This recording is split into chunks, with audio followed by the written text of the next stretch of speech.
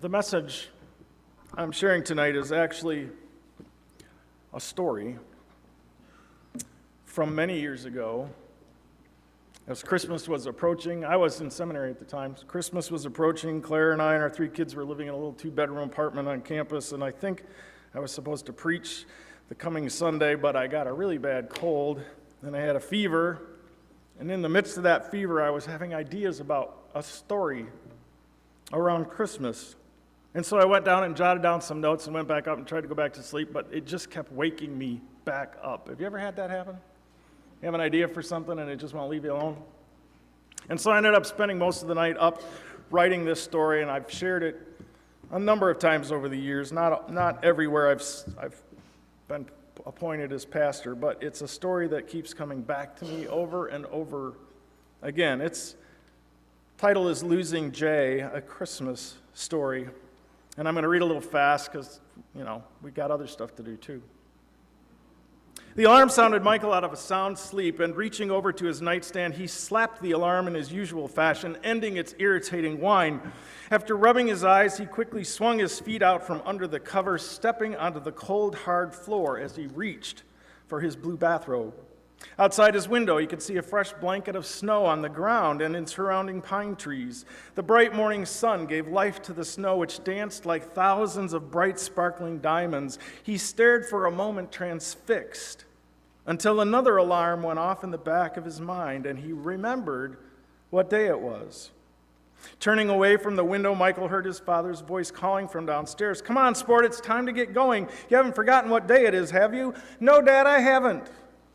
Hurrying now, he put on his slippers and headed downstairs. As he reached the bottom of the steps, Michael's taste buds snapped to attention, and his stomach growled because he could smell the sizzling bacon and steaming pancakes and warm maple syrup that his mother was preparing. Hurrying into the kitchen, he took his usual seat at the table. "Mike, Mike!" chanted Mike's little brother Jay. "Morning, Squirt," he shot back. "Well, it's about time you got up, sleepyhead," said Michael's father. "I figured you'd be the first one up today." "I guess I was tired from playing with Cousin Billy so hard yesterday." "Good morning, dear," said Michael's mother as she set a plate of food down in front of him. "Are you ready for the big day?" "You bet," he replied. And then the conversation ended as Michael dove into his breakfast, thinking about all the fun he was going to have today. It was Saturday, November 26th, the Saturday after Thanksgiving. Every year his family spent Thanksgiving and the Friday after with all his relatives, but on Saturday, they went to the mall. Michael had spent most of Friday playing with Cousin Billy, and when they played hard. But Saturday, after Thanksgiving, always the highlight of the weekend, because that was the day. He and his parents, and now his little brother Jay, piled into the car and went to the mall to do some Christmas shopping. "Slow down, sport," said Michael's father, interrupting his train of thought. "Don't eat so fast. There's no rush. The mall's going to be there all day." "Sorry," Michael said sheepishly. "I guess I get carried away just thinking about it." So Michael finished his breakfast at a slightly more leisurely pace, laughing to himself when his brother Jay spilled juice in his pancakes. He loved his little brother Jay a lot. He'd spent the first 9 years of his life as an only child. Then 3.5 years ago, his parents had hit him with the news that he was going to have a baby brother or baby sister. Michael had mixed feelings about it at first. He figured there were certain advantages to being an only child, but of course there were disadvantages too. And so in the end, having weighed it all out, he had come to the conclusion that he'd share in his parents' joy. And so when Jay was born, he had secretly thanked God, and then thanked God that he was a boy. He wanted someone who was into trucks and sports, not dolls and tea parties. Jay was almost 3 now, and playing with him was increasingly fun. No more spitting up formula, no more messy diapers. Adding to that the fact that Jay could talk a little bit and keep up to some degree, Michael found Jay to be an increasingly appealing playmate. Finishing his breakfast, Michael got up from the table and tousled his little brother's hair and asked, "Ready to go shopping, little guy?" "Cars!" Jay chanted. "Want to buy cars?" "I'll bet you do," Michael responded. He walked over to the counter and placed his dishes in the sink. Looking out the window, he could see his dad brushing snow off the car and de-icing the windows in preparation for the trip. Michael turned and headed upstairs to brush his teeth and get dressed. In his room, he went through the list of things he'd told his parents he wanted for Christmas. A BMX bike was on the top of the list, but there were a lot of other things he wanted as well. He'd also told his mom that he really didn't need any new clothes this year. His mother had laughed when he'd said it, but it had been worth a try. Michael pulled up his jeans, buckled his belt, threw on a sweater, and heading back downstairs thought, you know what? It should be illegal to give kids clothing on Christmas. Let's get going, Michael said as he pulled on his coat, and then following his mother and little brother out the door, he pulled it shut behind him. Michael laughed to himself as he watched his brother marching along, all dressed up in his snowsuit. Michael thought Jay looked, well, kind of like a miniature of the Stay Puft Marshmallow Man in the Ghostbusters movie. That gives you an idea about when this was written. All ready? Asked Michael's father as he brushed off the last of the snow from the car. Let's boogie, Michael said as he opened the car door and plopped down next to Jay's car seat. He buckled his seatbelt and watched his mother belt Jay into the car seat. He felt a little sorry for Jay. He couldn't imagine having to contend with all those restraints. Well, because he really didn't like not being able to move in the car, at least a little. In a moment, they were headed down the road as he always did. Out of the habit, Michael reached under Jay's car seat and grabbed his comic book. But then after thinking about it, he put it back. This trip, he would watch. He would watch the sights and the sounds. Out in the neighborhood, he could see several families putting up Christmas decorations, lighting their roof lines and windows with thousands of little lights. Tomorrow would be his turn to help his father with the lights. What a tangled mess that always seemed to be. But it was kind of fun. Michael turned his attention to his brother, who was racing a Matchbox car across the contours of his car seat. He seemed oblivious to the rest of the world. In the front seat, his parents were talking about something that sounded boring. He tuned them out and looked back outside at the passing farmland. It wasn't really all that far to the mall. It usually took about 45 minutes, but today it seemed to drag on forever. But he knew better than to ask if they were almost there. They only went to the mall occasionally, usually only when Mom had a sizable list of things she couldn't get closer to home. Michael's father had said several times that he hated having to drive that far, but he never seemed to mind when they were heading out for their family Christmas shopping spree. Michael drifted in and out of daydreams as they finished the trip until he finally noticed the mall off in the distance. Almost there, he thought. His pulse quickened, and he sat up straight. Pulling into the mall parking lot, his dad found a spot at the outer perimeter. When does the shuttle bus come, dear? His mother sang while laughing out loud. Gee, I don't know, dear, said his father in response. This was an ongoing joke between the two of them. If one of them was forced to park at a distance, the other would always bring up the shuttle bus joke. It never failed, to amuse them anyway. Personally, Michael didn't find walking the full length of the mall parking lot all that exciting, but on this day it didn't bother him at all. He just wanted to get inside. And when they finally reached the mall and opened the inner door, a blast of warm, cinnamon scent air hit Michael in the face. Hey, Mom, can we go get some Cinnabons? He asked. Not now, son, replied his father. First, we'll do some shopping. Then we'll get lunch. Michael thought to himself, I didn't ask you, Dad. Because whenever Mom took them to the mall without Dad, she always took them to Cinnabon first. But whatever. It was obvious she wasn't going to override Dad's word, and later was better than not at all.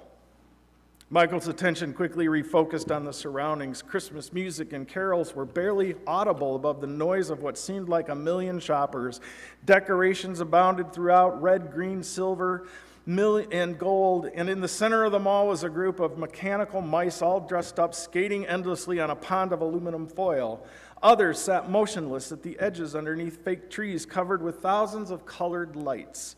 And there to the one side was Santa's house, with an elf at each door, helping children onto Santa's lap. He knew Jay would want to visit Santa, and he gazed at the length of the line. If only Jay knew what Michael did, he thought to himself. But he wouldn't waste the time. Michael resisted the temptation to tell his little brother the alternate truth. He also knew his parents would probably never forgive him if he did, so they waited in line, and when Jay finally had his turn and his dad paid for the $7 picture that was mandatory, they shopped and shopped and shopped, occasionally stopping in a passing toy store to check out the goods, and Jay always rushing to the cars. Michael trying to point his parents to a few excellent choices.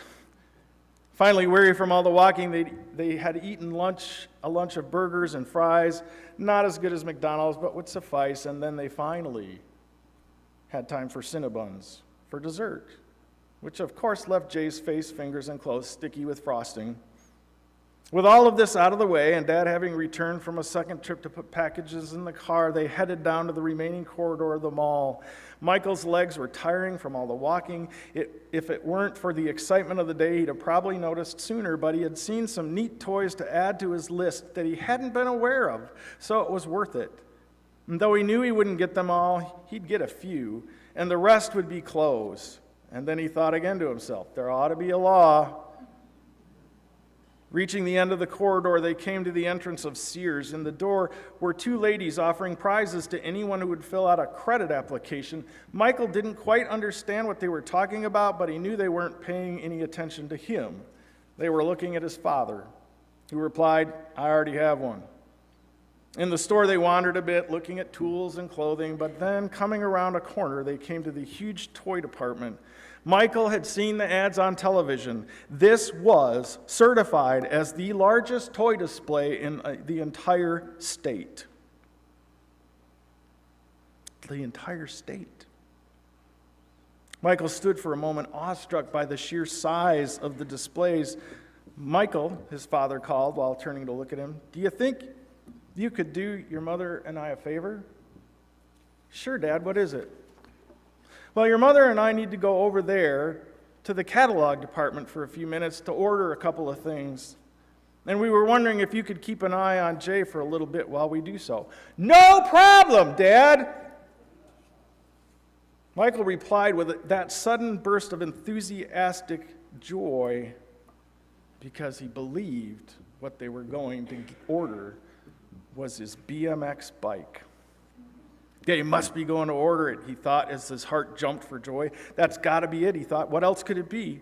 You guys go right ahead. Take your time. Me and Jay, we'll go look at the toys. At which point his mother piped back, Jay and I, not Jay and me. All right. He hated it when she did that to him, especially in public. Jay and I, he shot back sarcastically, and his mother smiled at knowing she'd made her point despite his not-so-subtle reaction. Great, said his father. We'll meet you right back here in about 5 or 10 minutes. So Michael took the stroller and guided it over to the toy department. Cars, shouted Jay with glee. Want to see cars? Okay, Squirt, Michael responded. Give me a minute to find them. But Michael got lucky. The first aisle he went down had more cars than he could imagine, all the way from Matchbox cars up to riding cars. Well, predictably, guess which one Jay ran to? The riding one. My car! Not yet, sport, Michael replied over Jay's delighted squealing. But maybe Santa will bring you one for Christmas sometime. Vroom, vroom, Jay sounded back. Michael laughed and wandered to the end of the aisle where something on the end cap quickly caught his eye. He turned the corner, then stood back for a moment and suddenly shouted, incredible. He glanced down the aisle at his brother for a moment, then looked back at the display. But there, right in front of him, in typical department store display manner, was the Super Deluxe Master Blaster collection. It had the Master Blaster fort, the Master Blaster car, the Master Blaster helicopter, but there in the center of it all was Master Blaster himself, the reigning king of Saturday morning cartoons, ready to take on bad guys in his sparkling gold and silver costume, ready to take on evil in the battle for justice and freedom. Michael had heard about this set on the playground at school. Anybody who was anybody wanted it for Christmas. He'd mentioned it to his parents one Saturday morning watching Master Blaster on TV, but his father had muttered something about marketing executives, blah, blah, blah, which he understood to be his father's way of saying, don't get your hopes up, son. He had understood it as a no, but now he was standing in front of it, and at least if he couldn't have one, he could fantasize. Michael was mystified, staring at it, captivated by the intricate designs of the vehicles. Master Blaster himself, of course, looking so real despite being little more than a plastic copy. "Look, Jay," he called to his little brother without taking his eyes off the display. "It's Master Blaster from TV." But Jay didn't reply. Probably still glued to the riding car. He'd been so psyched about, Michael thought. And then he called out again, "Jay, come here, check this out." But still no response. So Michael finally broke his fixation from the Master Blaster display, turned and looked down the side aisle, only to see the riding car now vacant. Where Jay was supposed to be sitting, there was nothing. "Jay," he called out. "Jay, where have you gotten to, you little squirt?" as he moved down the aisle. "Jay, come on, quit fooling around." And then without warning, an avalanche of fear came over him as he felt his pulse quicken and his heart and blood go cold. "Jay," he yelled, "get back here. Come on, Jay, you're making me angry." And by now, Michael was at the other end of Michael was looking at the other end of the aisle, looking left and right, but there was still no sign of Jay. And then panic really set into Michael as he realized that the first time his parents had ever asked him to watch his little brother, he'd lost him. Desperate and on the verge of tears, Michael began jogging, looking around frantically, still not seeing even a sign of Jay. Finally, winded, he paused at the end of an aisle as he came to one of those round racks of clothing in the women's clothing department, and he stopped and whispered to himself, "Of course, that's where you are." Jay loved to play in the clothes racks. He'd climb into the middle, hiding among the clothes. It drove his mother nuts sometimes. Michael could never figure out what the big deal was. It didn't seem like it hurt Jay any, or anything else for that matter. And in a sudden breath of hope, Michael went to the clothes rack and peered between the pants. "Jay, are you in there?" Nothing. He went to the next rack and then the next, calling for his little brother, but still nothing except the receding of hope as the fear began to return with hurricane-like force. "Jay!" Michael called, his heart feeling like it would jump out of his chest, his breath only barely keeping up. "Jay!" he finally screamed as loud as he could as he slid down on the floor, wiping tears from his face. "Can I help you, young man?" a saleswoman asked. And Michael, completely out of sorts, just blurted it all out. "I can't find my little brother Jay. I only looked away for a minute or so and he was gone. My parents are going to kill me. Jay, where are you?" he called out. And before the woman could help, Michael ran back into the toy aisles looking for his brother, calling him, "Jay, where are you?" "Michael?" Michael froze. It was his father's voice. "Dad, And then fearing the worst, he turned to look at his father, only to see his little brother Jay resting in his father's arms. "Oh, Jay, thank God you're all right." To which Jay said, "Car," as he held up a maize and blue-colored matchbox car. I've always been a Michigan fan. "Mom and Dad, where did you find him?" Michael asked. "He wandered over to the catalog department right after we left you, Michael," they said in near perfect unison. "Oh, Mom, Dad, I'm sorry. Please don't hate me."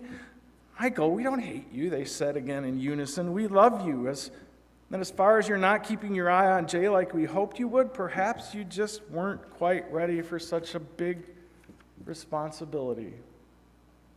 "Maybe I'm not," he acknowledged, "but I'm really, really, really sorry." And then he reached out to tousle his brother's hair one more time and took his parents' hands as they left the store and the mall and headed home. So the question in the story for me, my friends, is this: are we ready for the responsibility? Such great responsibility. For as we have journeyed through the Advent season and now enter the season of Christmas once again, God is entrusting to us his only Son, whose name isn't Jay, but Jesus. What God calls us to do this night is to keep our eyes on him as he arrives and begins to grow in us and strengthen our hearts and minds and souls as he seeks to lead us all home to our place in God's kingdom, which we can experience even here and now. We're given the greatest gift this night, a gift that comes with great responsibility,